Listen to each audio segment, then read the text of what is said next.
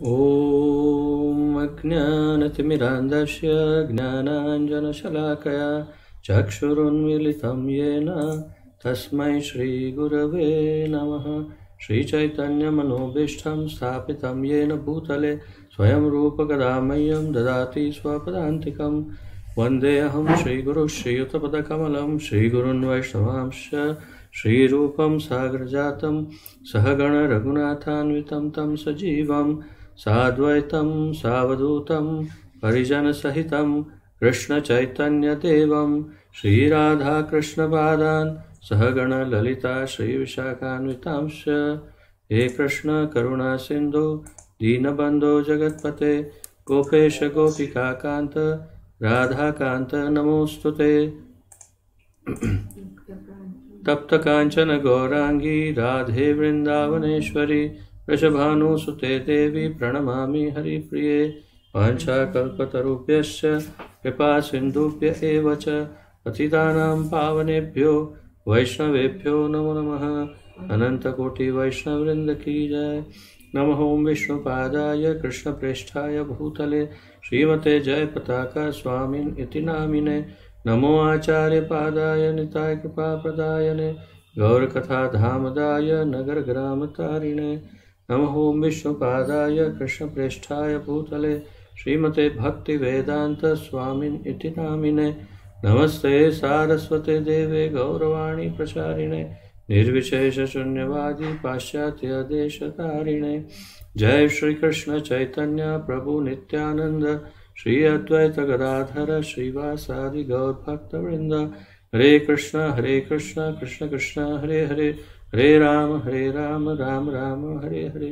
हरे कृष्ण कृष्ण कृष्ण हरे हरे हरे राम राम राम हरे हरे।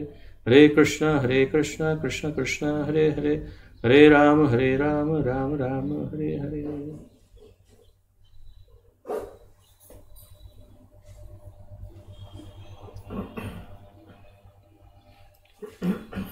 आप सबका बहुत बहुत स्वागत है आज के इस अत्यंत महत्वपूर्ण कार्यक्रम में। इसके अंतर्गत हम इतना महत्वपूर्ण ग्रंथ जो कि चैतन्य चरितामृत पर आधारित है उसका अध्ययन कर रहे हैं। इसका नाम है भगवान श्री चैतन्य महाप्रभु का शिक्षामृत, जो हमारे इस्कॉन के संस्थापक आचार्य श्री श्रीमद् अभय चरणारविंद भक्तिवेदांत स्वामी श्रील प्रभुपाद जी द्वारा लिखित है। श्रील प्रभुपाद की जय। तो कल जहाँ से विराम लिया था वहीं से आज आगे बढ़ेंगे। तो आइए, आपके पास यदि इसकी प्रति हो तो आप इसमें से पढ़ सकते हैं साथ में।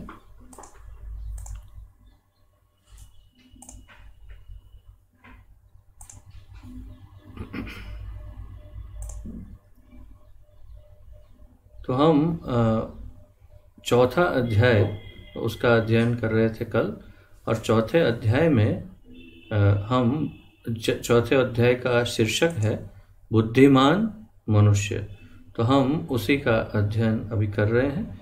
आइए, जहाँ से कल विराम लिया था वहीं से आगे मैं पढ़ता हूँ।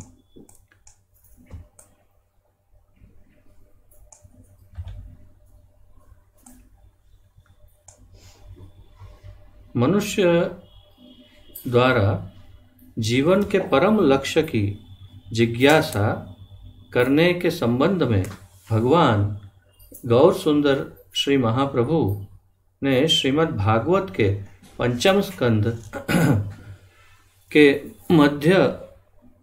मध्व भाष्य से एक कथा सुनाई।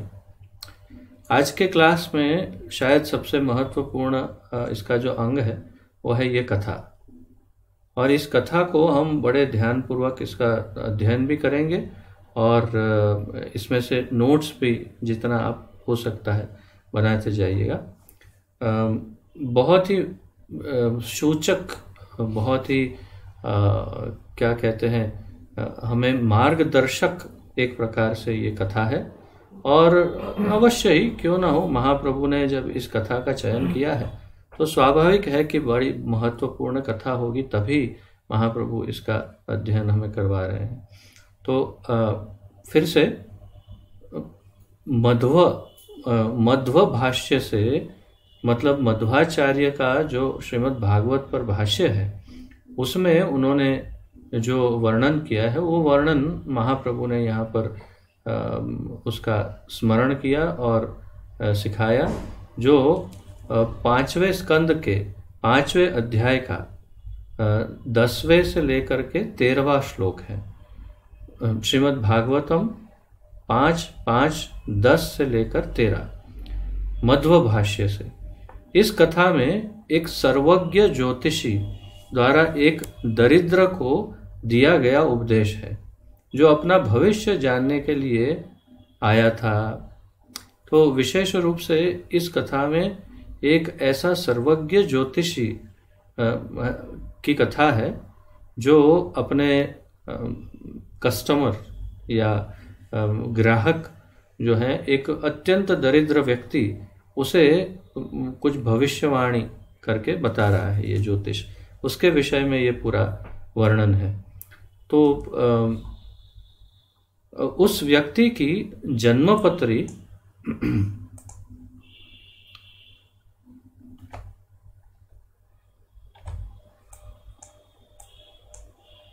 को देखकर उसकी दरिद्रता पर विस्मय करते हुए ज्योतिषी बोले। तो पहले इस जो अवस्था है, ये क्या कहते हैं,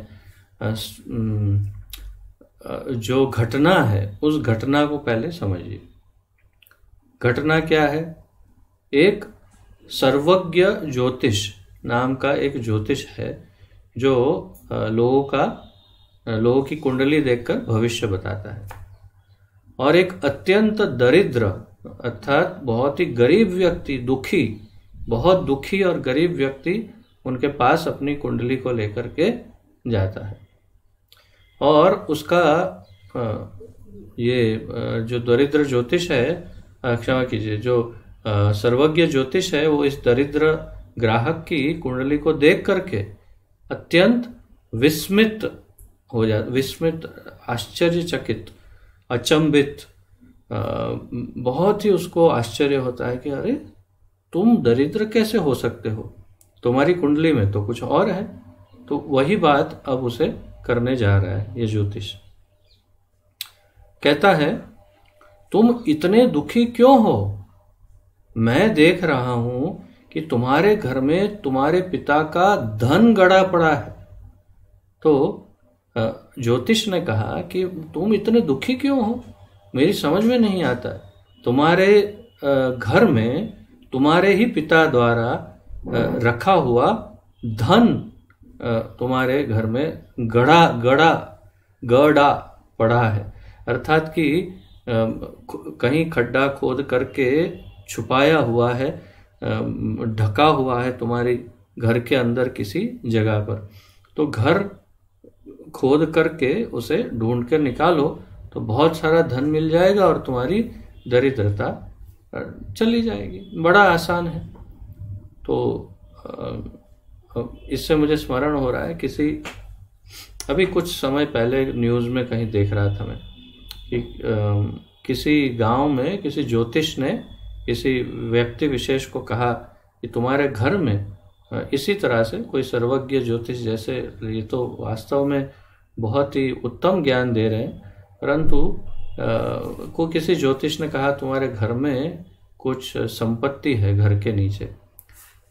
और वो लोग टीवी में दिखा रहे थे कि पूरा का पूरा घर खोद दिया, एक एक कोना खोद के, सारे टाइल सब पत्थर बित्थर निकाल के पूरा घर खोद के रख दिया। जहां देखो घर में सब खोदा पड़ा हुआ है, एक 5 पैसा भी नहीं मिला अंदर से। तो तात्पर्य ये है कि ऐसे ऐसे ज्योतिष और ऐसे ऐसे बुद्धिमान इसके ये भी रहते हैं। चलो जो भी है, परंतु यहाँ पर वस्तु कुछ और है। वास्तव में ये सूचक है। सूचक का अर्थ है वस्तुतः, वास्तव में यहाँ धन की बात नहीं है, यहाँ सर्वोत्तम धन की बात है। हम धन में ज़्यादा से ज़्यादा क्या 100, 500, 1000, 2000 की नोटें, या तो चांदी के सिक्के, चलो सोने के सिक्के, अरे हीरे, उससे अधिक क्या धन, कौन सा धन हो सकता है। परंतु यहाँ पर जो सर्वोच्च धन है उसकी यहाँ पर बात कर रहे हैं। भागवत है तो स्वाभाविक है। तुम्हारी जन्मपत्री बता रही है कि विदेश में मरने के कारण पिता तुम्हें उसका संकेत न दे सका, किंतु अब उसे ढूंढकर तुम सुखी हो जाओ। तो विदेश में मर गया तुम्हारा पिताजी, तो इसीलिए वो तुम्हें समय पर इसका संकेत नहीं दे पाया कि यहाँ पर इस जगह पर मैंने धन गाड़ा है और तुम जाके खोद के ले लेना। तो इसीलिए तुम दरिद्र रह गए, दुखी हो गए, बहुत गरीब रह गए। अब चिंता की कोई बात नहीं, अब मैंने बता दिया है तो तुम जा करके वहां से खोद के निकाल लो, बहुत ही आसान है। फिर इतना ही नहीं था, ये उसको ये पूरा प्लान बताया उसने। ज्योतिष इतना क्या कहते हैं, शायद एक्सरे जैसी आंखें उनके पास होगी या क्या ज्ञान होगा, पूरे घर का नक्शा बता दिया कि तुम्हारे घर के कौन से कोने में क्या है और कहाँ क्या किधर खोदना है तुम्हें, और वो सब बता रहे। तो आज की पूरी कथा यही है, आज का हमारा पूरा स्टडी यही है। इस कथा का उद्धरण यह उद्देश्य स्पष्ट करता है कि जीव दुख भोग रहा है क्योंकि अपने परम पिता भगवान श्री कृष्ण की गुप्त निधि का उसे ज्ञान नहीं है। इस कथा का उद्धरण अर्थात इससे हमें जो ज्ञान प्राप्त हो रहा है, इस उदाहरण से वो क्या प्राप्त हो रहा है, उससे ये उद्देश्य स्पष्ट करता है कि जीव दुख भोग रहा है। प्रत्येक जीव जो है वो दुख भोग रहा है। क्यों भोग रहा है? क्योंकि अपने परम पिता भगवान श्री कृष्ण ने जो गुप्त धन निधि उसे दिया हुआ है, छिपाया हुआ है, उसका ज्ञान नहीं है। तो क्या अर्थ हुआ? हमारे परम पिता भगवान श्री कृष्ण ने जो गुप्त धन छुपा के रखा है उसका हमें ज्ञान नहीं है, और उसका ज्ञान नहीं होने के कारण हम दुखी हैं। और वो देना चाहते हैं, परंतु ऐसा नहीं कि वो विदेश में, ऐसा कुछ नहीं है, परंतु हम ही बुद्धिहीन हैं कि हम उनका ज्ञान प्राप्त करना जानते नहीं हैं। इससे मुझे एक और स्मरण होता है कि एक कहीं पर मैंने ऐसे सुना था कि कोई एक अत्यंत धनवान व्यक्ति, उसने अपने बच्चों के लिए बहुत सारा धन छोड़ा था, परंतु उसने आसानी से धन मिल जाए ऐसा रास्ता नहीं रखा था। उसने क्या किया था, बहुत सारे उसे अंग्रेजी में कहते हैं पजल, तो बहुत सारे ये अंग्रेजी में एक और गेम है ट्रेजर हंट, तो जिसके अंतर्गत एक जगह से कुछ मिलता है, जैसे चिट्ठी मिली, उसमें लिखा है इस जगह से इतने कदम पर ऐसे जाने पर यहाँ पर ये मिलेगा। फिर वो उतना घूम कर वहाँ जाता है तो वहाँ से दूसरी चिट्ठी मिलती है। अब यहाँ से ऐसा करके उधर जाओ तो यहाँ से वो मिलेगा। फिर वो वहाँ जाता है तो वहाँ से तीसरी चिट्ठी मिलती है। फिर वहाँ लिखा है यहाँ से तुमको ऐसे रास्ते पर जाकर उस बैंक में जाना है, ये तो तात्पर्य है कि ऐसा गोल घुमा घुमा घुमा घुमा घुमा करके, क्योंकि वो देखना चाहता होगा वो पिता कि मेरे बच्चे वास्तव में होशियार हैं या ऐसे ही धन प्राप्त करके उड़ा देंगे, तो इसलिए उसने ऐसा सब कॉम्प्लिकेटेड बना के रखा था।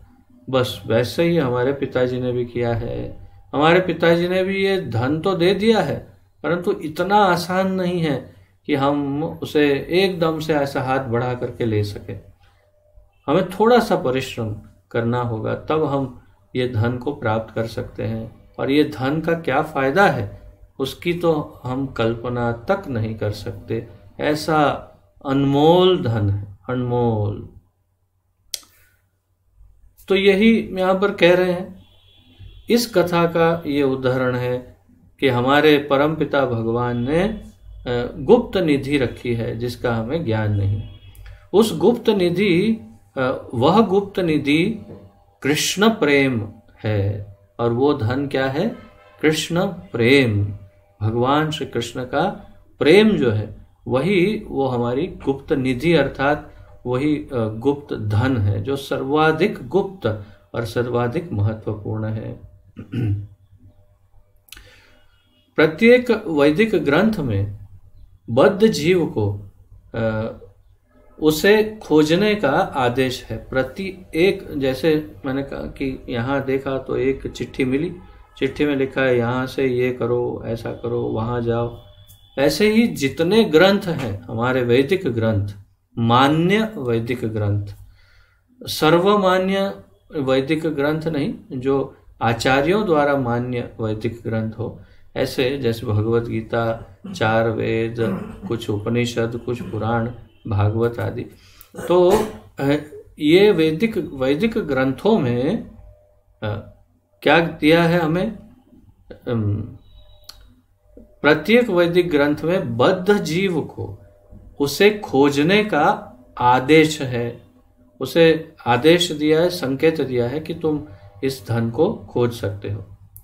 गीता सार, क्षमा कीजिए, गीतानुसार, भगवत गीता के अनुसार यद्यपि बद्ध जीव सर्वाधिक धनवान पुरुष भगवान का पुत्र है, पर उसे इसका ज्ञान नहीं है। भगवत गीता के अनुसार बद्ध जीव सर्वाधिक धनवान पुरुष भगवान का पुत्र है, पर उसे इसका ज्ञान नहीं है। मेले में खो गया बेटा बहुत बड़े धनवान व्यक्ति का, और किसी ड्राइवर ने कोई क्या बोलते हैं, छोटी सी दुकान चलाने वाले ने मजदूरी करने, किसी मजदूर को मिल गया, धीरे धीरे बड़ा हुआ। वही पूछा कौन है तू? मजदूर का बेटा। कर्ण, राधेय, क्यों? वो सारथी का बेटा, ड्राइवर का बेटा। क्यों? द्रौपदी, ये क्या नाम है, कुंती माता ने उसे त्याग दिया और जल में बहा दिया, और मिला किसको? एक ड्राइवर फैमिली को। तो ड्राइवर का बेटा हो गया वो, सूत पुत्र। तो बिल्कुल वैसे ही उसको ज्ञान नहीं कि मैं कौन हूं, मैं कितने बड़े धनवान पिता। और कभी फिर अचानक वो पिता जो है वो टकराया तो उसके यहाँ पर कुछ निशान था, वो निशान देखा और बोला अरे ये तो मेरा पुत्र है, मेरा पुत्र। तो मतलब ये थोड़ा फिल्मी हो गया। तो तात्पर्य यह है कि वैसे ही हम अपने पिता को नहीं जानते, भूल गए। पिता को याद है, उसको तो हमारी सारी निशानियां याद, पर हमें कहाँ मालूम है कि हम किसके बेटे हैं। ये है। तो धनवान पुरुष भगवान का पुत्र है, पर उसे इसका ज्ञान नहीं। उसे वैदिक शास्त्र इसीलिए प्रदान किए गए हैं कि वह अपने पिता तथा पैतृक संपदा को पा जाए। तो ये शास्त्र क्यों दिए हैं? ये शास्त्रों में वो चिट्ठी है कि मेरे पिता कौन है, पहले तो वो पता चल जाएगा, और फिर पिता का धन क्या है छुपा हुआ, वो धन प्राप्त हो जाए। इसीलिए तो ये शास्त्र दिए हैं सारे। सर्वज्ञ ज्योतिष ने उस मनुष्य को आगे परामर्श दिया।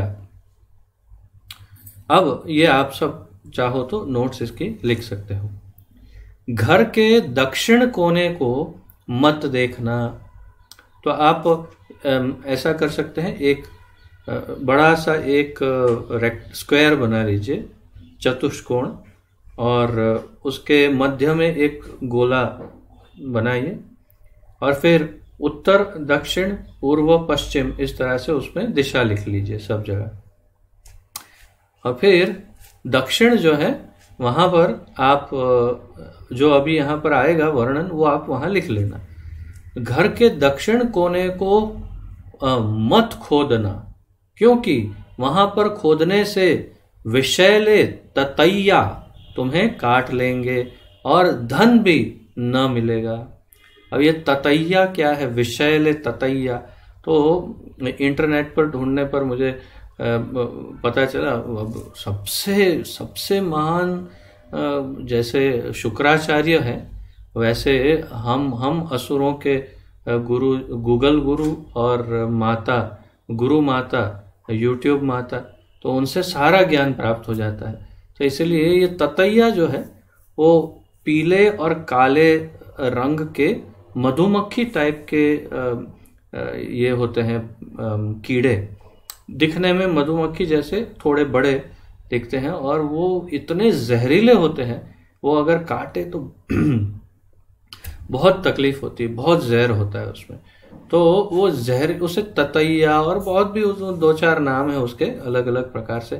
अंग्रेजी में उसे वैस्प कहते हैं, वैस्प, WASP, वास्प या वैस्प। तो दक्षिण में, साउथ में मत खोदना, वहां पर ये ततैया है जो तुम्हें डंस मार लेंगे।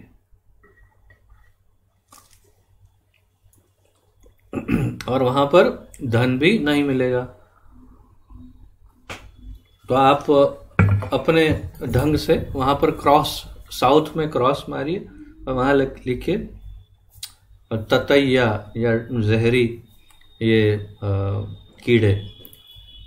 तुम्हें केवल पूर्व दिशा में खोज करनी चाहिए। पूर्व, व्हाट इज पूर्व इंग्लिश में? पूर्व, पश्चिम, उत्तर, ईस्ट, ईस्ट।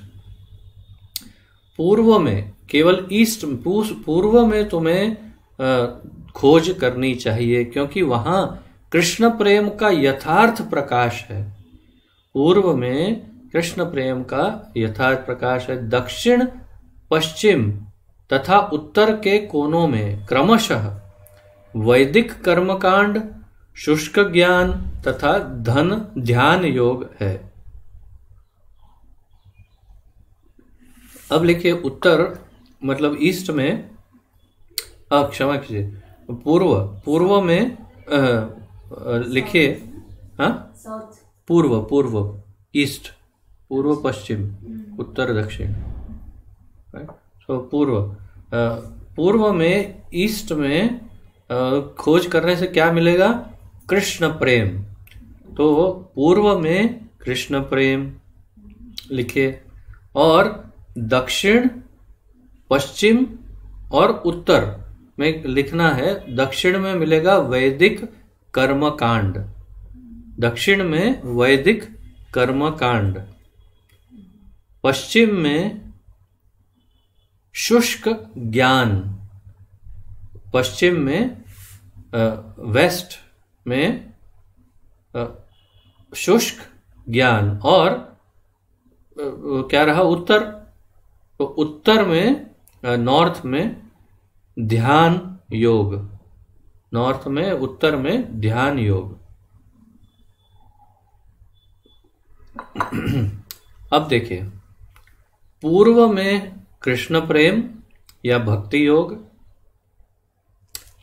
दक्षिण, पश्चिम और उत्तर में वैदिक ज्ञान, वैदिक कर्मकांड, शुष्क ज्ञान तथा ध्यान योग। और जैसे हमें बताया कि दक्षिण में क्या है? ततैया, मतलब जहरीले ततैया, मतलब जहरीले कीड़े, वो है वैदिक कर्मकांड। तो कर्मकांड में क्या होता है? बहुत सारे नियम, ये वो, यज्ञ, ये वो बहुत कुछ करने के बाद अंततोगत्वा उसमें जहरीला डंस ही प्राप्त होता है। अर्थात कि पुण्य कर्म में स्वर्ग, पाप कर्म में नरक, बस यही उसका अंत है, और कुछ फल प्राप्त नहीं होता उसमें। आगे समझाते हैं। सर्वज्ञ के परामर्श पर सभी को ध्यान देना चाहिए। सर्वज्ञ का परामर्श, सर्वज्ञ कौन है? सर्वज्ञ ज्योतिष। सर्वज्ञ ज्योतिष के परामर्श पर सभी को ध्यान देना चाहिए कि अपने जीवन में कहाँ खोदना है वो समझना चाहिए।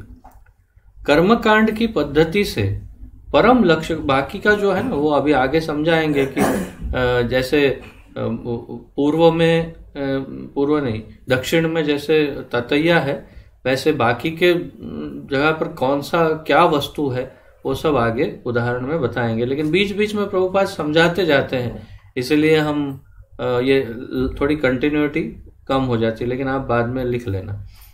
तो सर्वज्ञ कर्मकांड की पद्धति से परम लक्ष्य को खोजने पर जीव को निश्चित रूप से निराश होना पड़ेगा। अर्थात कर्मकांड की पद्धति में, अर्थात दक्षिण में खोजने पर जीव को निश्चित रूप से निराश होना पड़ेगा। अर्थात कर्मकांड की पद्धति से परम लक्ष्य को खोजने पर, अर्थात यदि कोई ये समझता है कि कर्मकांड करने से भगवान की प्राप्ति होती है, तो उसे निराश होना पड़ेगा। कर्मकांड से भगवान की प्राप्ति नहीं हो सकती। आगे, इस पद्धति में पंडितों को आज्ञानुसार कर्म करना होता है और वे बदले में धन लेते हैं। जीव इन कर्मों से सुखी होने की इच्छा रख सकता है, किंतु वास्तव में इनसे यदि कुछ लाभ हो भी जाए तो वह नश्वर एवं क्षणभंगुर ही होता है। अर्थात यदि एक कोई पंडित हमें ज्ञान देता है कि ये कर्मकांड है, इसमें ऐसा करो, ये करो, ये अनुष्ठान, ये यज्ञ, ये दान, ये पुण्य, ये ठीक है किया, फिर क्या हुआ? तो जो कुछ भी प्राप्त हुआ वो अल्प समय के लिए होता है, क्षण भंगुर, क्षण गया और ये भी गया, इस प्रकार इसे कहते हैं क्षण भंगुर। तो क्षण भंगुर लाभ प्राप्त होता है, जैसे जो भी फायदा है वो बहुत छोटे से समय के लिए होता है। जीव के भौतिक कष्ट बने ही रहेंगे और साथ ही साथ जो भौतिक कष्ट हैं, जैसे कोई रोग है, कोई पीड़ा है, कोई तकलीफें हैं, जैसे कोई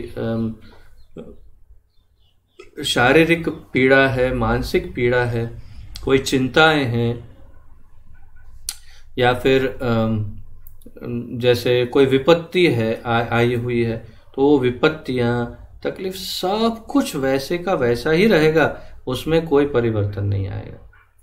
अर्थात तकलीफें जहां है वहीं रहेगी, उसमें कोई अंतर नहीं आएगा कर्मकांड करने से। इस प्रकार कर्मकांड से वह यथार्थ सुख कदापि नहीं प्राप्त कर सकता। तो उसे जैसा चाहिए वैसा सुख, जैसा मिलना चाहिए वो सुख, या जिसकी हम कामना करते वो कभी नहीं मिल सकता कर्मकांड। वरन उसे केवल अधिक भौतिक दुख ही प्राप्त होंगे, बल्कि उसको अधिक दुख प्राप्त होंगे, ऐसा कह रहे हैं महाप्रभु। अर्थात ये मध्व टीका में लिखा है। यही उत्तर दिशा में खोदने अथवा योग साधना द्वारा गुप्त निधि को खोजने के विषय में सत्य है। बिल्कुल वैसा ही उत्तर दिशा में मिलेगा। उत्तर दिशा में खोदेंगे तो क्या प्राप्त होगा?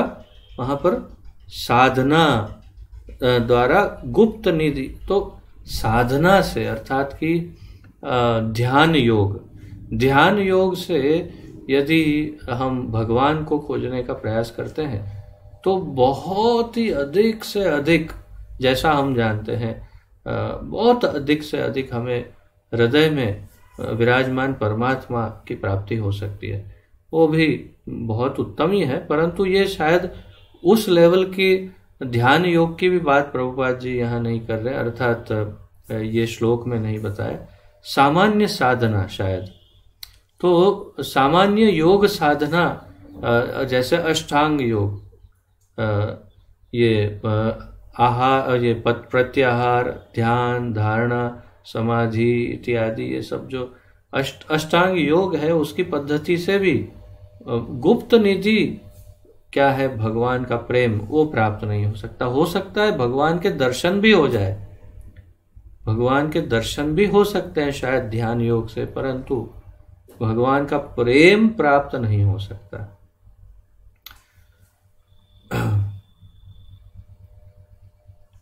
इस पद्धति से अर्थात साधना, योग साधना पद्धति से जीव भगवान श्री कृष्ण से एक होना चाहता है।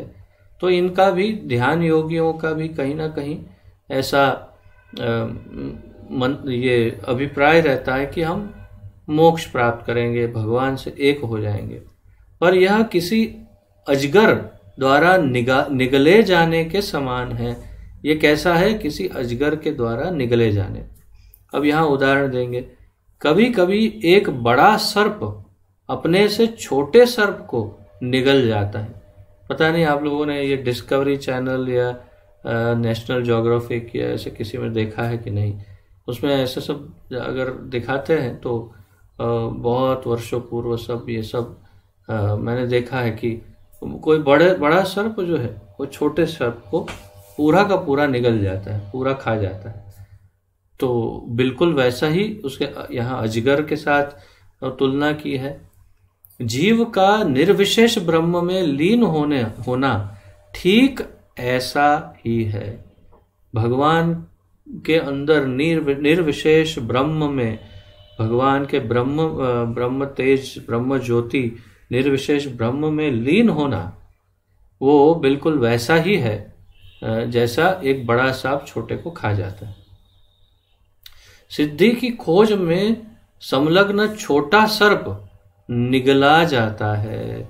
सिद्धि की खोज में संलग्न छोटा सर्प अर्थात एक जीव जो सिद्धियां प्राप्त करना चाहता है, जो सिद्धियों की खोज में है, कुछ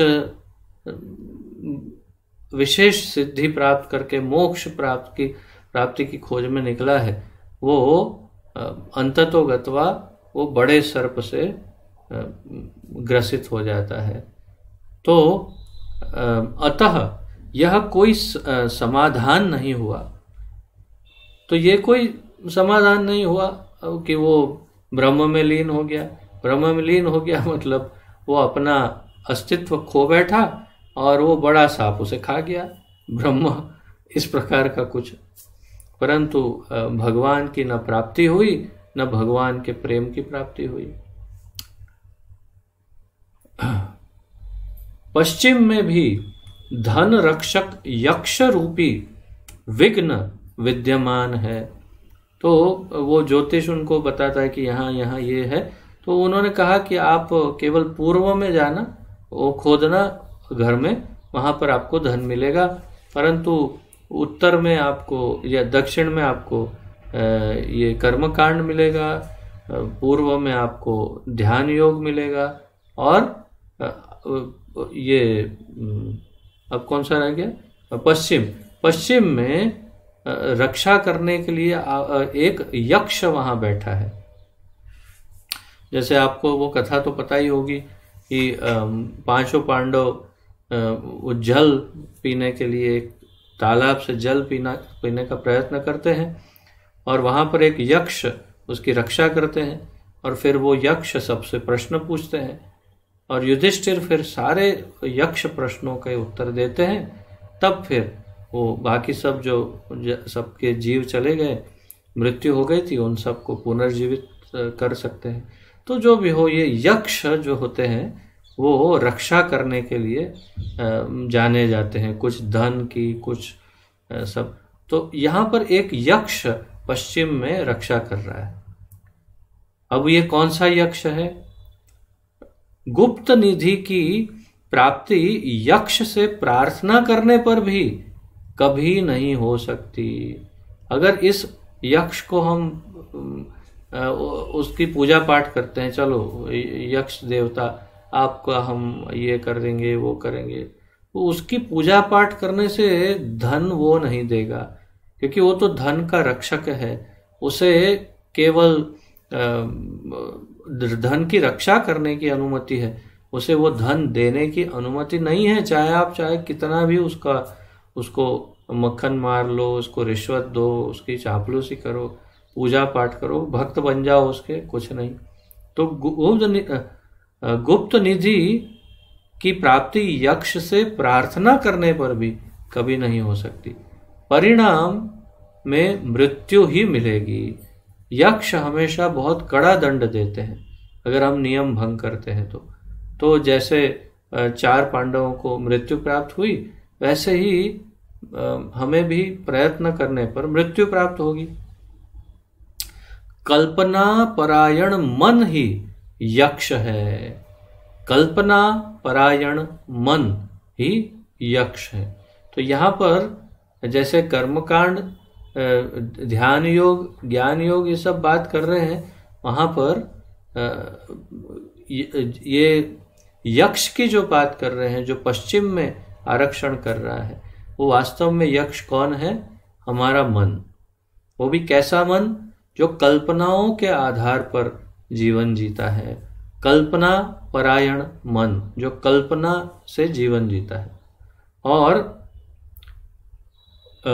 अतः स्पष्ट है कि मनोधर्ममय ज्ञान मार्ग भी आत्मविनाशी सिद्ध होता है। तो ज्ञान मार्ग एक ही रह गया था ना।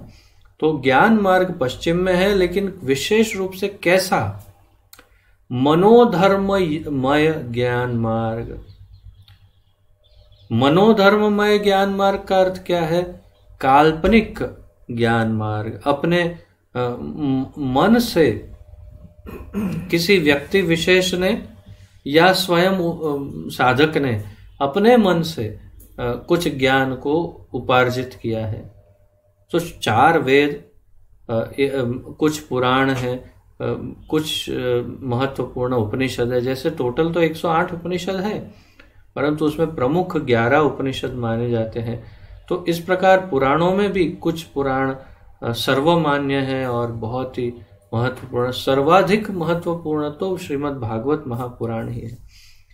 तो ये क्योंकि वो अमल पुराण है, संपूर्ण रूप से शुद्ध। तो इस प्रकार के जो शास्त्र है, शुद्ध शास्त्र, उनमें तो सही ज्ञान प्राप्त हो जाएगा। परंतु कई ऐसे संप्रदाय हैं, ऐसी विचारधाराएं हैं, ऐसे क्या कहते हैं, ऐसी श्रद्धा से बनाए हुए धर्म है जो मनुष्य द्वारा बनाए हुए हैं। उनके अंदर जो ग्रंथ या शास्त्र या आलेखन है, निर्देशन, वो सब मनोधर्म रूपी है। और जो मनोधार्मिक ज्ञान है वो अवश्य ही नष्ट करता है, वो अवश्य ही विनाश लाता है, क्योंकि सत्यता ही नहीं है उसमें, कल्पना है। और कल्पना से भगवान को कभी नहीं समझा जा सकता। तो बुद्धि तो है नहीं इस कलयुग के मूर्ख, सामान्य, अबोध, बिल्कुल निर्दोष ऐसे जीवात्माओं में। अगर गुरु की कृपा हो गई, वैष्णव की कृपा या भगवान की करुणा है, तो उसे ये ज्ञान प्राप्त हो सकता है कि सही क्या है, गलत क्या है। अन्यथा ऐसे कई मनोधर्मी लोग अपना अपना खुद का संप्रदाय या धर्म बनाते हैं, बड़े बड़े ग्रंथ लिखते हैं और लोग उसे बहुत सीरियसली स्टडी करते हैं, और अंततोगत्वा शून्य, कुछ प्राप्त नहीं होता।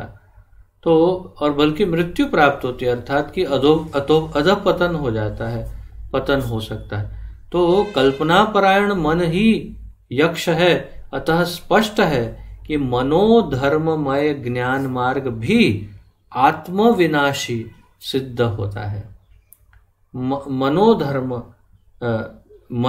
ज्ञान आत्मविनाशी सिद्ध होता है। यह शास्त्र विधिम उत्सृज्य वर्तते काम कारतः न स सिद्धिम अवाप्नोति न सुखम न पराम गतिम। तो भगवान भगवद गीता में भी कहते हैं कि जो शास्त्र विधि के विपरीत कार्य करता है, मनोधर्म से काम करता है, उसे कुछ भी प्राप्त नहीं होता, न सुख, न परम सिद्धि, और न परम गति, न सिद्धि, न कुछ नहीं प्राप्त होता उसे, शून्य। भगवान बुद्ध जो वास्तव में स्वयं ही भगवान है, जो भगवान के 10 इस कल्प के जो 10 या इस हमारे चतुर्युगी के 10 अवतार हैं, उनमें से एक माने जाते हैं, भगवान के 24 अवतारों में भी हैं। तो गौतम बुद्ध स्वयं भगवान होने के बावजूद भी उनकी शिक्षाओं को सनातन धर्म में मान्य नहीं रखा गया है। धर्म के अनुसार गौतम बुद्ध की शिक्षाओं का कोई भी अध्ययन नहीं करता है। जो सनातन धर्मी है, अर्थात जो वेदों को मानते हैं, जो भगवान विष्णु को भगवान मानते हैं, वो कभी, जिसे हम हिंदू कहते हैं, वो भगवान बुद्ध के निर्देशों को मान्य नहीं रखते। वेद ना मानिला बुद्ध हैला नास्तिक। तो वेद उन्होंने नहीं माना, उन्होंने कह दिया मैं वेदों में नहीं मानता, वेदों की शिक्षाओं को मैं स्वीकार नहीं करता, और इसलिए बुद्ध हैला नास्तिक। तो भगवान बुद्ध को नास्तिक का कह दिया गया। इसलिए हमारे धर्म के अनुसार वास्तव में भगवान होते हुए भी बुद्ध को नास्तिक माना जाता है। शून्यवादी, निर्विशेष और शून्यवादी है। तो कहते हैं सब कुछ शून्य में है और मैं वेदों को नहीं मानता। तो तात्पर्य क्या है कि मनोधर्ममय मार्ग है, वो संपूर्ण रूप से मनोधर्ममय। उन्होंने कहा मैं वेद में नहीं मानता, मैं अपना बताता हूँ तुम्हें धर्म, लो लिखो चलो। फिर उन्होंने अपने शास्त्र बनाए और इसलिए हम उसे स्वीकार नहीं करते, क्योंकि उसमें मनोधर्ममय ज्ञान मार्ग भी आत्मविनाशी सिद्ध होता है, जैसे कि यहाँ पर बताया है। और अंततोगत्वा उस गुप्त धन को पाने का एकमात्र साधन पूर्व दिशा में पूर्ण कृष्ण भावना भावित भक्ति से निधि को खोजना है। उस गुप्त धन को पाने का एकमात्र साधन पूर्व दिशा में क्या है? कृष्ण भावना भावित भक्ति से। कृष्ण भावना भावित भक्ति में पद्धति जो है, अर्थात भक्ति योग से, केवल कृष्ण भावना भावित भक्ति योग से ही उस धन को खोजा जा सकता है। वस्तुतः अब ये तो ऐसा है ना कि किसी के, अब कोई माने ना माने, वास्तव में सत्य यही है कि सबसे बड़ा धन कृष्ण प्रेम ही है, और कोई नहीं भी मान सकता।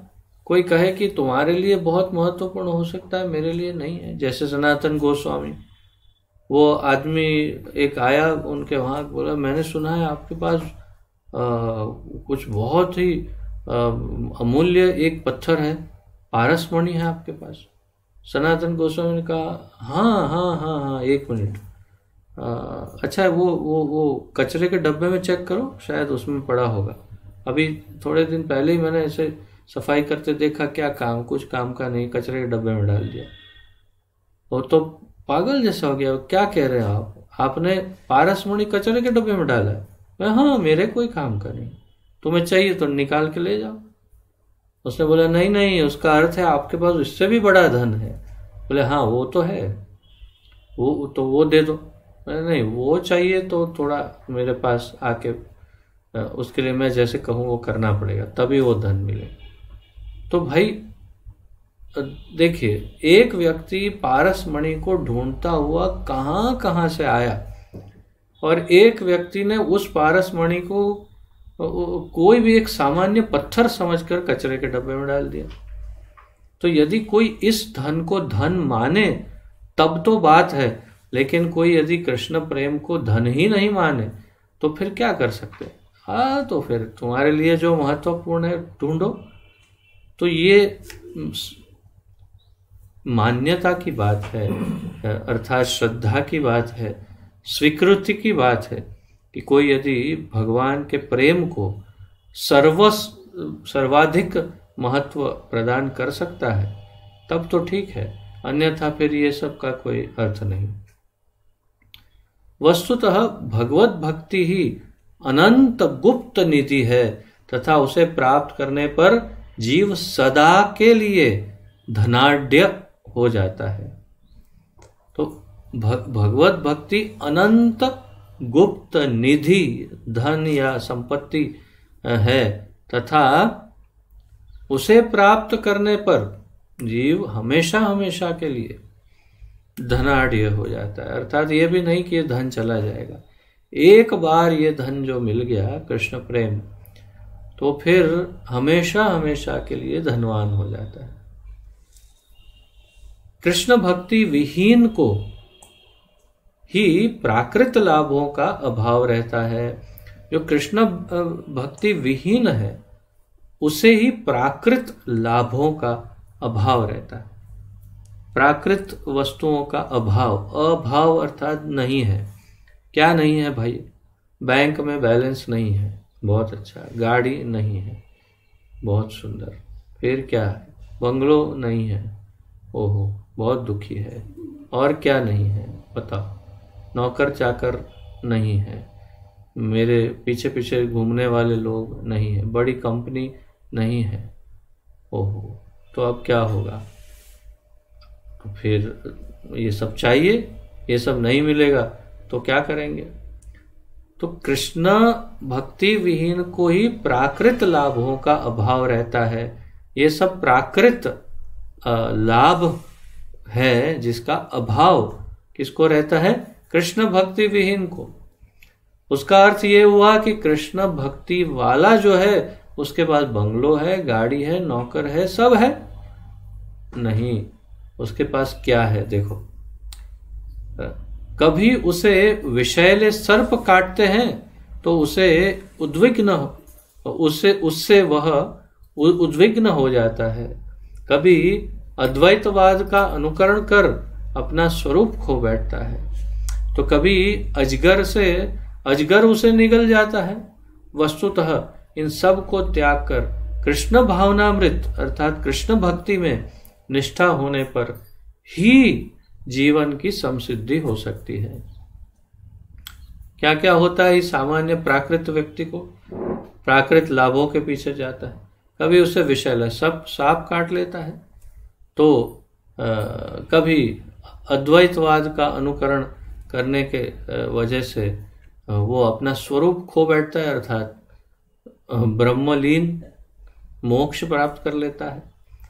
तो कभी अजगर उसे निगल लेता है, जैसे हमने ये सब उदाहरण देखे।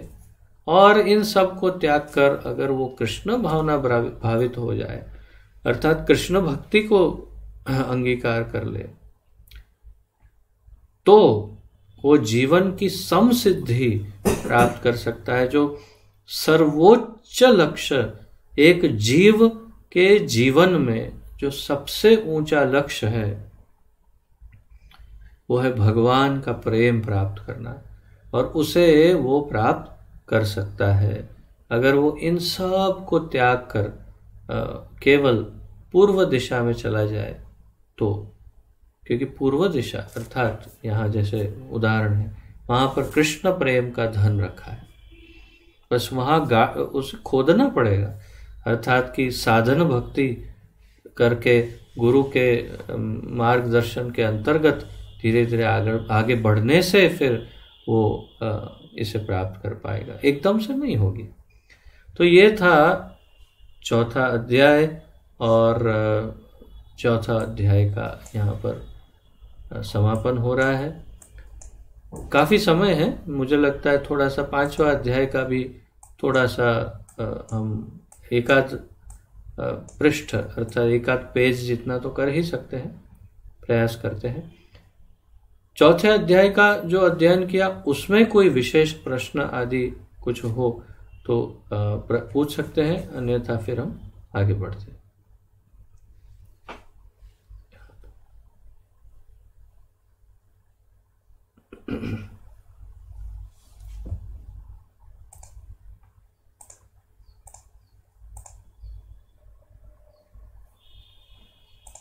जी माता जी।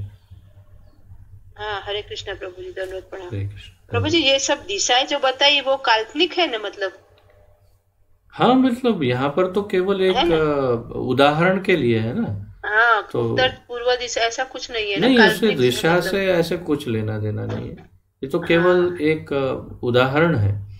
हाँ, उदाहरण के इसीलिए लिए समझ इस में तरह नहीं। से लिया है कि भाई हाँ इसमें, हाँ और शायद पता नहीं, हम भारत के नक्शे में देखें तो शायद हो भी हाँ, सकता है कि दक्षिण में, साउथ में वो कर्मकांड ज्यादा ततैया होगा। कर्मकांड वगैरह ज्यादा है। और हम्म, फिर पश्चिम में ज्ञान। ज्ञान योग ज्यादा है। हाँ, इस प्रकार तो ये सब शायद हो सकता है। वो थोड़ा उत्तर सा, में ध्यान योग हाँ शायद। हाँ, उत्तर में सब उत्तर, समाधि करने जाते हैं ना, ध्यान योग हाँ शायद बिल्कुल बिल्कुल, वहाँ। तो हिमालय और तो हाँ, बिल्कुल, तो इसी प्रकार यदि हम पूर्व शायद में हो जाएं सकता है। तो पूर्व में हाँ यानी कि वृंदावन शायद, हाँ, ये सब अगर लें तो वैसे तो उत्तर हम्म, प्रदेश कहा जाता है, लेकिन हाँ, या फिर कोई और क्षेत्र जो भी है पूर्व में, वो सब भारत में देखने से शायद हो सकता है उसका कुछ कनेक्शन हो भी। कनेक्शन हो सकता परंतु मुख्य रूप से तो ये एक उदाहरण ही है है। कि बराबर। घर के संदर्भ में बताया है ना। तो एक उदाहरण है कि भाई कहाँ खोदना है ऐसा, तो जहाँ कृष्ण प्रेम है वहीं खोदना है। हम्म, और अच्छे से समझाया सब। जी बहुत अच्छे से समझाया। जी। हरे कृष्णा। हरे हरे कृष्ण। कृष्णा, धन्यवाद प्रणाम। हाँ।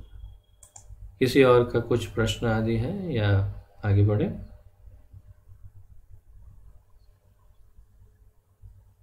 ठीक है, आइए आगे बढ़ते हैं।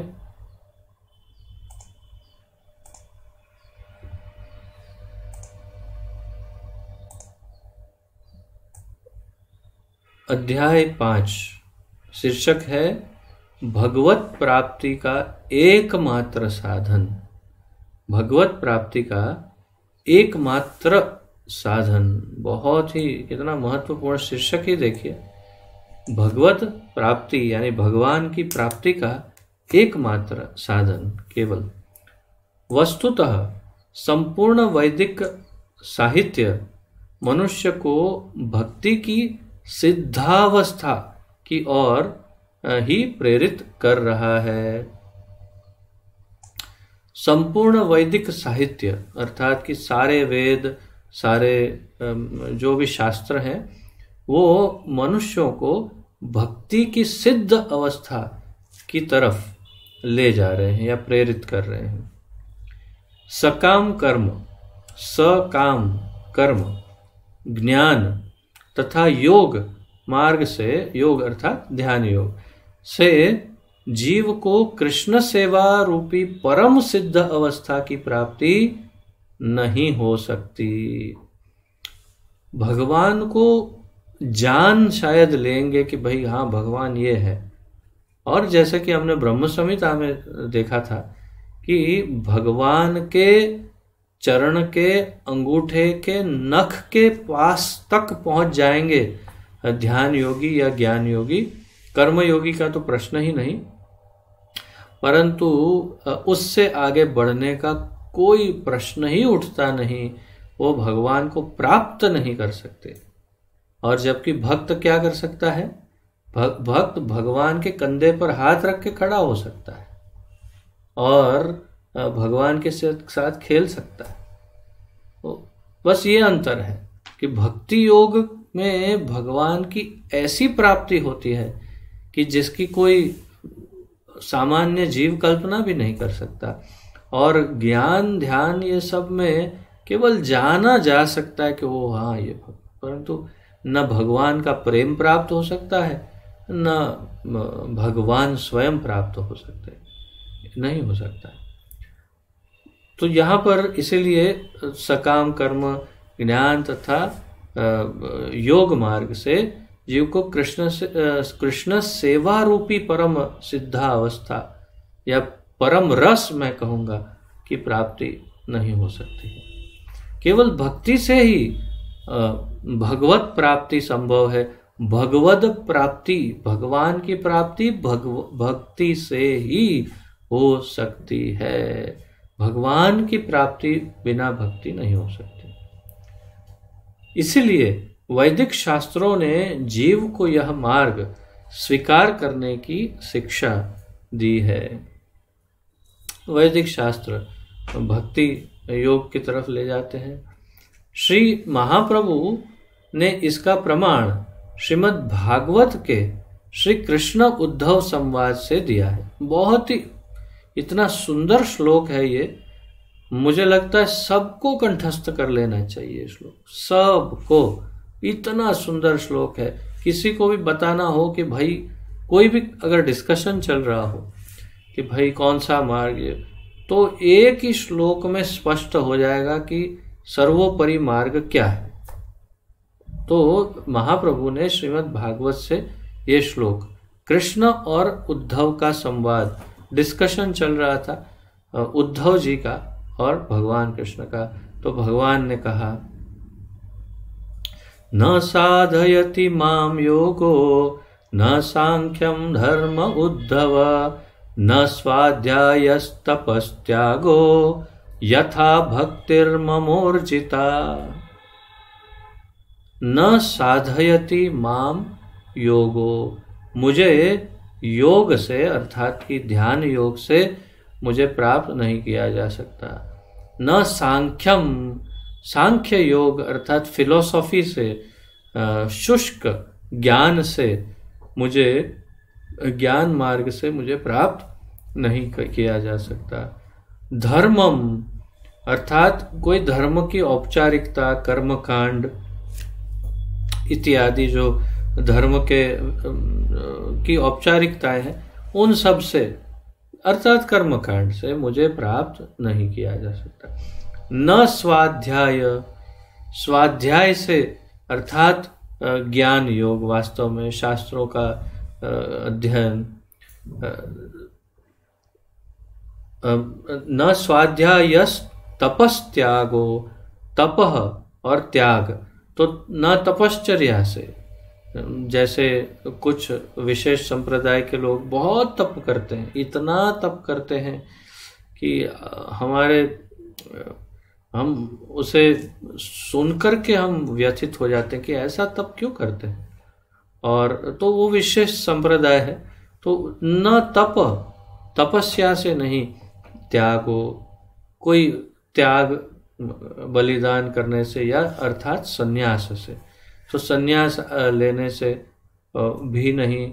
तो कैसे भाई, यथा भक्तिर्ममोर्जिता, यथा भक्ति ही मम उर्जिता, यथा भक्ति ही, जैसे भक्ति से मुझे प्राप्त कर सकते हैं, ऐसा किसी अन्य कोई मार्ग से, कितना सारा गिनवाया भगवान ने, ये किसी से भी मुझे प्राप्त नहीं किया जा सकता। श्रीमद् भागवत 11वें स्कंद के 14वें अध्याय का 20वां श्लोक है ये, 11.14.20, सबको कंठस्थ कर लेना चाहिए। बहुत ही सुंदर, बोलने में भी बहुत मधुर लगता है, बहुत सुंदर है, बहुत सरल भी है, तुरंत याद भी रह जाएगा। न साधयति माम योगो न सांख्यम धर्म उद्धव न स्वाध्यायस्तपस्त्यागो यथा भक्तिर्ममोर्जिता। इसका अनुवाद दिया है, हे उद्धव, योग, सांख्य, धर्म, स्वाध्याय, तप, संन्यास आदि मुझे उस प्रकार वशीभूत नहीं कर सकते जैसे मेरी अनन्य प्रेम भक्ति मुझे वशीभूत करती है। श्री कृष्ण केवल भक्तों के प्रेमास्पद हैं तथा उनकी प्राप्ति का एकमात्र मार्ग भक्ति है। केवल भक्ति के द्वारा ही भगवान को प्राप्त किया जा सकता है। एक अकुलीन भक्त भी भक्ति के प्राप्त होने से स्वतः सब विकारों से मुक्त हो सकता है। अकुलीन व्यक्ति, जिसके कुल का ठिकाना नहीं, अकुलीन अर्थात आप समझ सकते हैं, जिसके ना पिता का ठिकाना है, न कुल का, न कोई, ऐसे अकुलीन व्यक्ति भी अर्थात बहुत ही पतित अवस्था का व्यक्ति भी यदि भक्ति करता है भगवान की, तो भक्ति के प्रताप से स्वतः सब विकारों से, भक्ति के प्रताप से स्वतः सब विकारों से मुक्त हो सकता है। भक्ति का प्रताप, भक्ति का ये क्या कहते हैं, भक्ति की शक्ति इतनी प्रबल है कि वो सब प्रकार के विकारों से मुक्त हो सकता है। भक्ति भगवान श्री कृष्ण की प्राप्ति का एकमात्र पथ है। कृष्ण की प्राप्ति करनी है, भगवान की यदि प्राप्ति करनी है तो केवल भक्ति से हो सकती है, एकमात्र पथ है।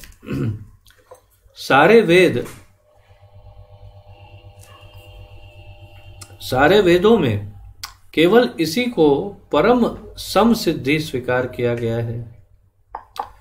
जैसे किसी निधि की प्राप्ति से एक दरिद्र सुखी हो जाता है, उसी प्रकार भक्ति से युक्त होने पर जीव के सारे क्लेश स्वतः निवृत्त हो जाते हैं। जैसे किसी गरीब को कुछ धन मिल जाए और धन मिलते ही उसकी सारी दरिद्रता, दुख, क्लेश दूर हो जाते हैं, वैसे ही उसी प्रकार भक्ति से युक्त होने पर जीव के सारे क्लेश स्वतः निवृत्त हो जाते हैं। इसको कितना महत्व देता है जीव, उसके ऊपर आधारित है। अगर वास्तव में कोई आर्त स्थिति में है, अर्थात बहुत दुखी है, तब तो फिर उसके पास केवल एक ही रास्ता है कि भगवान की शरण ले ले, कृष्ण की।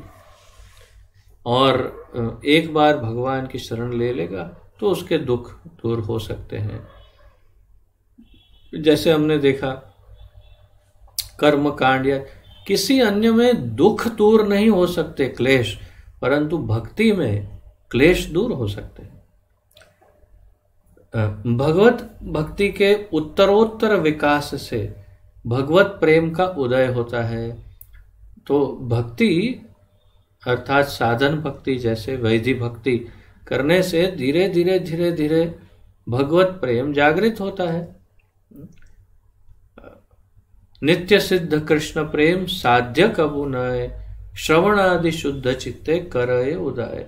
तो श्रवण और कीर्तन करने से धीरे धीरे साधन भक्ति से ये भगवत प्रेम उदय हो जाएगा, तथा इस प्रेम की क्रमशः वृद्धि से अर्थात धीरे धीरे बढ़ने से जीव बंधन मुक्त हो जाता है। अर्थात नित्यबद्ध अवस्था में, जिसकी हम कल चर्चा कर रहे थे, उस नित्यबद्ध अवस्था से मुक्त होकर जीव जीवन मुक्त स उच्यते, अर्थात वो हमेशा हमेशा के लिए मुक्त हो जाके भगवान के धाम में निवास कर सकता है। उसे फिर दोबारा कभी जन्म नहीं लेना पड़ेगा। परंतु यह नहीं समझना चाहिए कि दरिद्रता, नाश तथा बंधन मुक्ति ही कृष्ण प्रेम के चरम फल है। कोई ये समझ ले कि कृष्ण भक्ति से हमारी दरिद्रता चली जाएगी और जीवन मुक्ति ही प्राप्त हो जाएगी, ये अगर उसको अंतिम फल समझता है तो फिर ये उसकी बहुत बड़ी गलती है। वास्तव में मुक्ति के लिए भी भक्ति करना नहीं चाहिए, या दरिद्रता को दूर करने के लिए भी भक्ति नहीं करनी चाहिए। ये उसका अंतिम फल नहीं। अगर भगवान थोड़ी कृपा कर देंगे तो हो सकता है आप दरिद्रता दूर करने के लिए अगर भक्ति कर रहे हैं तो भगवान वो फॉर्मूला लगा दे,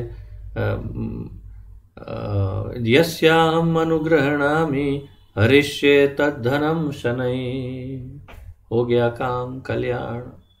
मैं जिसके ऊपर अनुग्रह करता हूं उसका धन पहले सब छीन लेता हूं, भगवान कहते हैं। जिसके ऊपर विशेष मेरा अनुग्रह, यस्या हम अनुग्रहणामि हरिष्ये तद धनम शनै। धीरे धीरे धीरे धीरे उसका सारा धन खींच लेता हूँ। फिर वो इतना दुखी दुखी हो जाता है कि वो उसके स्वजन जो है, स्वजना दुख दुखितम, उसके सारे स्वजन उसको एक के बाद एक छोड़ छोड़ के चले जाते हैं। फिर क्या होता है, फिर मैं उसे मेरे भक्तों के साथ मिलाता हूँ, किसी भक्ति वृक्ष कार्यक्रम में जोड़ता हूँ, और फिर इस्कॉन में जुड़ जाने से, भक्तों के साथ जुड़ जाने से फिर धीरे धीरे धीरे धीरे धीरे धीरे वो पुनः सामान्य स्थिति में आ जाता है और मेरे भक्तों के साथ अत्यंत आनंद, सुख और संपूर्ण रूप से मुक्त होकर के जीवन जीने लगता है। पर वो किसके साथ ऐसा होता है? यस्या हम अनुग्रहणामि, जिसके ऊपर मैं विशेष कृपा करता हूँ इस पर। तो अगर ऐसा कुछ हुआ तो आप धन के लिए प्रयत्न कर रहे हैं और हो सकता है सब साफ कर दे भगवान। परंतु यह, हाँ वो तो हमने यथार्थ कृष्ण प्रेम तो प्रेममयी सेवा के आस्वादन में ही है। यथार्थ कृष्ण प्रेम तो, कृष्ण प्रेम का स्वाद कहाँ मिलेगा भाई? कृष्ण प्रेम प्राप्त हो गया, प्रेम ठीक है प्राप्त हो गया कृष्ण प्रेम। जैसे कि एक प्रेमी और प्रेमिका, एक प्रेमी बैठा है किसी एक सिटी में, और दूसरा प्रेमी बैठा है दूसरे सिटी में, मतलब उसकी प्रेमिका बैठी है दूसरे सिटी में, और न फोन है न इंटरनेट है, तो फिर और पत्र भी नहीं है लिखने के लिए, वो भी जमाना तो मतलब नहीं था उस समय की बात। तो बस वो प्रेम करता रहेगा, क्या करता रहेगा? प्रेम करके करके पड़ा पड़ा सोचता रहेगा, उसके बारे में कल्पना करता रहेगा। तो वो प्रेम में क्या मजा है? चलो प्रेम है ठीक है, लेकिन मजा क्या है? परंतु दोनों आमने सामने हैं और फिर दोनों युगल प्रेम से एक दूसरे के साथ कुछ आदान प्रदान करते हैं, खेल या मस्ती जो भी है प्रेम के, तो उसके अंदर तो वास्तविक मजा है। और फिर एक प्रेमी दूसरे प्रेमी को कुछ सेवा प्रदान करता है, तो उसमें उसका, उस सेवा में उसका जो प्रेम है, उसकी अभिव्यक्ति, उसकी अभिव्यक्ति जिसे कहते हैं, प्रस्तुत होता है, बाहर निकलता है, वो प्रेम दिखाई देता है, व्यक्त हो सकता है, आचरण में आ सकता है। तो वैसे ही यथार्थ कृष्ण प्रेम तो प्रेममयी सेवा के आस्वादन में ही है। अगर हम प्रेममयी सेवा करते हैं तो वो सेवा में ही यथार्थ प्रेम का आस्वादन है। तो वो प्रेम का स्वाद लेना है तो सेवा परम आवश्यक है। अगर सेवा नहीं तो प्रेम हृदय में रह जाएगा, फिर क्या फायदा होगा? इसलिए भगवान के साथ जुड़कर उनकी सेवा करना और उनके भक्तों की सेवा करना परम आवश्यक है, आस्वादन के लिए, स्वाद चखने के लिए। वैदिक शास्त्रों से हमें ज्ञात होता है कि परम ईश्वर भगवान श्री कृष्ण एवं जीवों में ऐसे प्रेममय संबंध की प्राप्ति करना ही भक्ति का कार्य है। तो भक्ति का अर्थ है भगवान और भक्त के संबंध, प्रेममय भक्त संबंध को स्थापित करना। हमारा यथार्थ कार्य है भक्ति तथा चरमतम लक्ष्य है भगवत प्रेम। ये वाक्य आप अलग से लिख सकते हैं। हमारा यथार्थ कार्य है भक्ति तथा चरमतम लक्ष्य है भगवत प्रेम। हमारा यथार्थ कार्य अर्थात हमारे लिए काम है भक्ति करना, हमारा काम होना चाहिए भक्ति करना, और हमारा सबसे ऊंचा लक्ष्य होना चाहिए, एम, गोल, लक्ष्य, टारगेट जिसे हमें प्राप्त करना है भगवत प्रेम।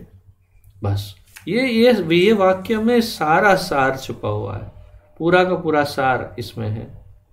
हमारा यथार्थ कार्य है भक्ति और चरमतम लक्ष्य है भगवत प्रेम। इससे संपूर्ण जीव के जीवन की व्याख्या इस वाक्य में है।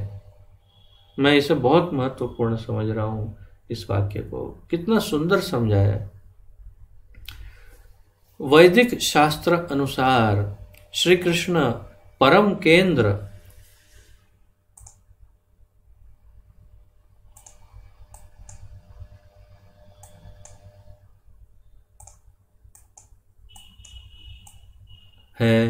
वैदिक शास्त्रों के अनुसार श्री कृष्ण ही परम केंद्र है सबके मध्य में, क्योंकि श्री कृष्ण संबंधी ज्ञान से जीव की सारी समस्याओं का समाधान हो जाता है। कृष्ण संबंधी ज्ञान से निर्द्वंदे कृष्ण संबंधे, तो कृष्ण संबंधी जो ज्ञान है उससे क्या होता है, सब प्रकार के क्लेश, दुख, समस्याएं, तकलीफें, सब का समाधान हो जाता है। मान लो कि किसी को कुछ दुख है, ज्योतिष के पास गया, उसने कहा तुम्हें तो भाई ये ग्रह तकलीफ दे रहा है, तो उसके लिए कुछ शांति करा लो। अच्छा ठीक है चलो, तो वो ग्रह की शांति कराई, पता चला अरे वो उस ग्रह को तो भूल गए, वो तो उस पर दृष्टि डाल रहा था। ओ अच्छा चलो उसका नया करो, चलो इसका यज्ञ अलग करो, वो हो गया। हाँ, ओहो तुम्हारा तो कुंडली में काल सर्प योग है, तो ओहो इसका अब इसकी अलग विधि कराओ, ये हो। अरे वो देवता नाराज हो गए, ओहो हो। अरे पितृदोष है, ओहो हो क्या।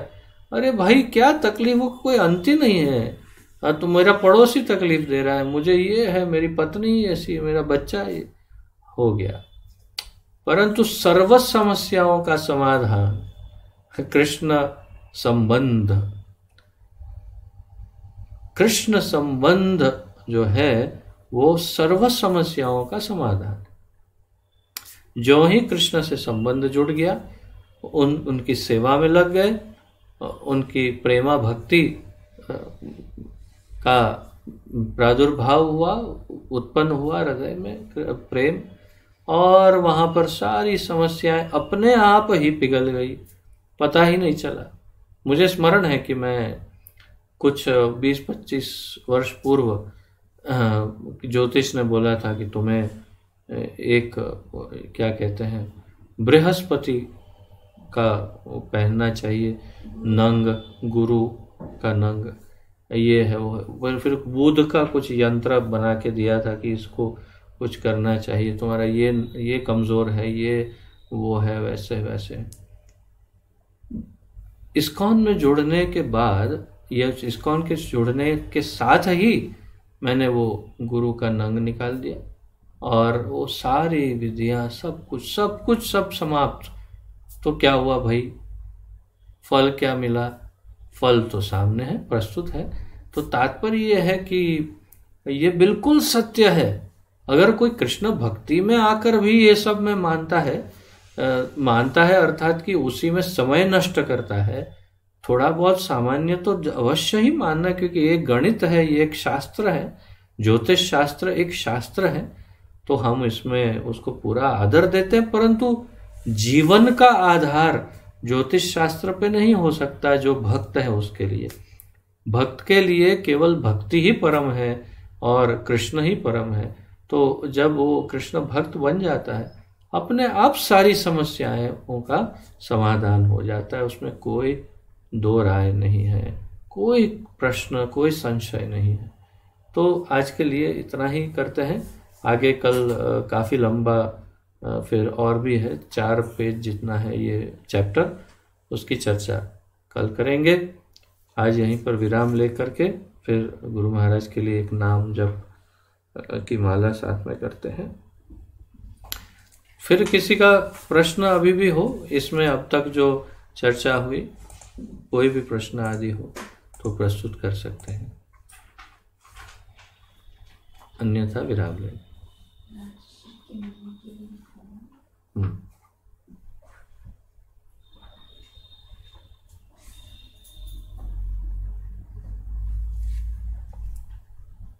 नहीं,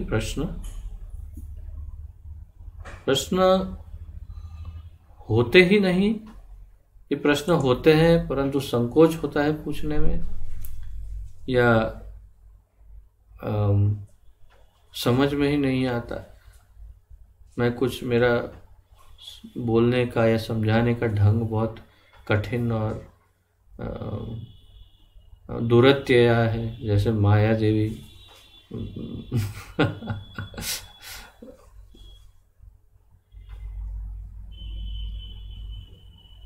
या फिर सब समझ में आ जाता है। ठीक है, चलिए, कोई प्रश्न नहीं तो आइए नाम जप करते हैं। श्री चैतन्य महाप्रभु की जय। पतित पावन श्रील प्रभुपाद की जय। पतित पावन गुरुदेव की जय। निताय गौर प्रेमानंदे। हरि हरि बोल। हरे कृष्णा। धन्यवाद।